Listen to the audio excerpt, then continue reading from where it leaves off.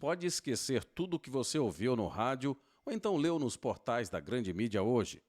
O mundo que existia até o dia 2 de janeiro foi implodido e o que sobrou foi um cenário de guerra estratégica que Brasília ainda não conseguiu processar. Se você observar os movimentos nervosos aí da alta cúpula do PT e o silêncio ensurdecedor de certos ministros, vai perceber que a ficha finalmente caiu. Eles entenderam que o jogo mudou totalmente e que dessa vez não há narrativa ou alguma dessas prostitutas da caneta da imprensa convencional que consiga esconder o tamanho do abismo que se abriu sobre os pés do atual governo. Por que tudo isso? A captura de Nicolás Maduro pelos Estados Unidos no dia 3 de janeiro não foi uma simples operação de inteligência. Foi um soco na mesa. Foi o Donald Trump avisando ao continente que a era das ditaduras de estimação, financiadas com o suor do povo brasileiro, agora acabou. Enquanto Itamaraty tentava redigir notas diplomáticas polidas, os americanos mostravam, na prática, que a bota de uma potência não pede licença para impor ordem. O ultimato foi entregue com carimbo de Washington e o destinatário real não estava em Caracas, estava aqui, no Palácio do Planalto. Mas por que o governo brasileiro reagiu de forma tão nervosa, tão tensa, quase infantil, condenando a ação americana? Pense comigo. Lula não está defendendo a soberania da Venezuela. E que se dane. A gente sabe muito bem como é que o Lula joga. A gente sabe que, claro, há um alinhamento ideológico entre o Lula, a Venezuela e todas as outras nações ditatoriais e comunistas. Mas, acima de tudo, Lula está defendendo a própria sobrevivência. Ele sabe que, ao se colocar do lado oposto ao homem mais poderoso do mundo, ele desenhou um alvo nas suas próprias costas. Trump já deixou claro, em 2026, que o seu radar está direcionado estrategicamente, além do México, também o Brasil. O medo que paralisa Brasília hoje não é diplomático. É o medo pavoroso de perder o controle do mecanismo que os mantém no poder. Lula sabe muito bem que o próximo ano, que esse ano, na verdade, é um ano eleitoral. E ele entende que para avançar com a sua agenda comunista, ele precisa se ficar pelo menos mais 4 anos e depois seu sucessor mais 8 anos. E você sabe muito bem que os comunistas no poder, eles conseguem aparelhar tudo como fizeram até agora. E 4 anos de Bolsonaro colocou um hiato em muita coisa e atrapalhou todas as estratégias ou parte das estratégias que eles já haviam traçado. Ele sabe o poder que o poder executivo tem para fazer várias agendas avançarem e ele não quer perder isso. Portanto, ele sente a pressão do governo americano, entendendo que Donald Trump pode sim ser um grande empecilho para que essas agendas possam avançar. E o ano é eleitoral e ele tem a convicção de que, dependendo da música que se toque por aí, a direita pode voltar ao poder novamente. Mas quem conhece os governos comunistas sabem de uma coisa: quando eles perdem o respeito e o poder lá fora, eles tentam projetar uma força artificial e cruel aqui dentro. É a única linguagem que esses psicopatas do poder conhecem, a vingança. E é aqui que precisamos falar sobre o que estão fazendo com Bolsonaro. O que você está vendo naquela cela da Polícia Federal não tem nada a ver com justiça ou com um processo legal. É um teatro grotesco de desumanização. Como explicar que um homem idoso, com histórico médico sensível, sofra um traumatismo craniano sob custódia do Estado e seja obrigado a esperar horas por um exame básico? Eles usam o relógio como ferramenta de tortura, adiam o socorro, burocratizam a dor e tripudiam sob o símbolo da oposição brasileira. Isso é o que todo comunista faz quando eles têm todo o poder na mão. E por que tamanha crueldade? porque eles precisam de um troféu para alimentar uma militância sedenta por sangue político, tentando esconder o fato de que, no cenário global, o governo atual é tratado como um pária, um figurante que ninguém mais leva a sério.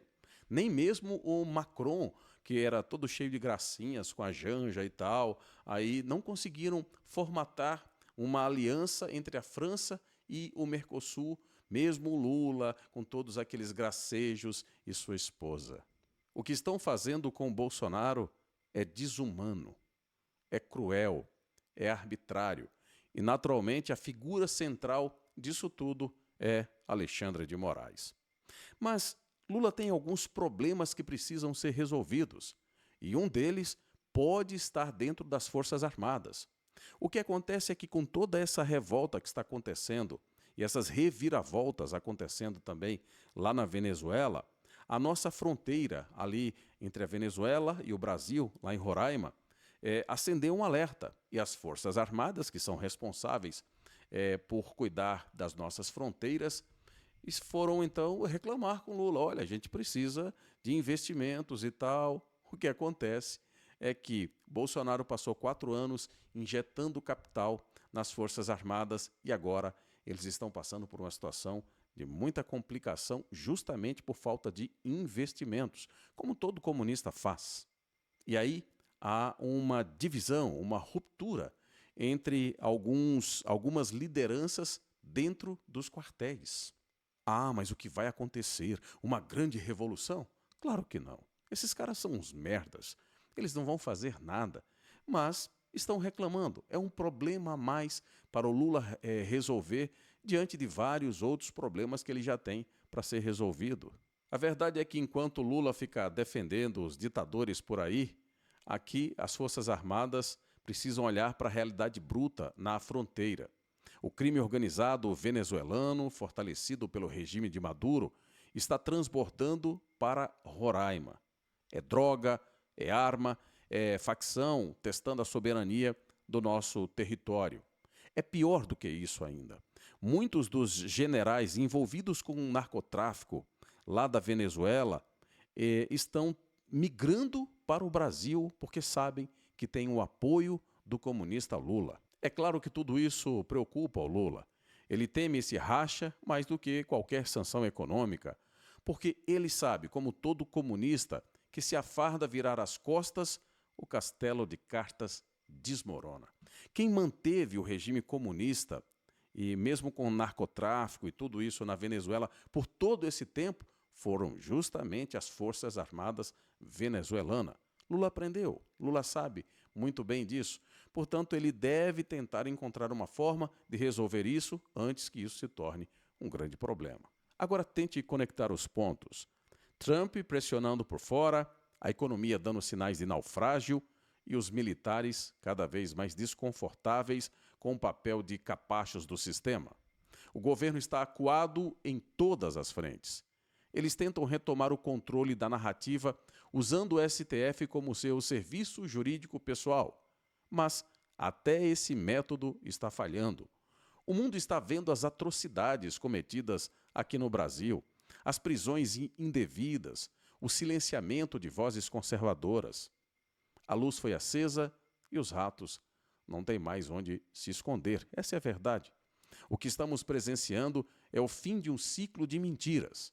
A esquerda usou a mentira como arma de destruição em massa por décadas, mas a verdade tem um peso que ninguém consegue segurar por muito tempo. Eles chamam de democracia o que é, de fato, um socialismo disfarçado. Chamam de justiça o que é perseguição política pura e simples.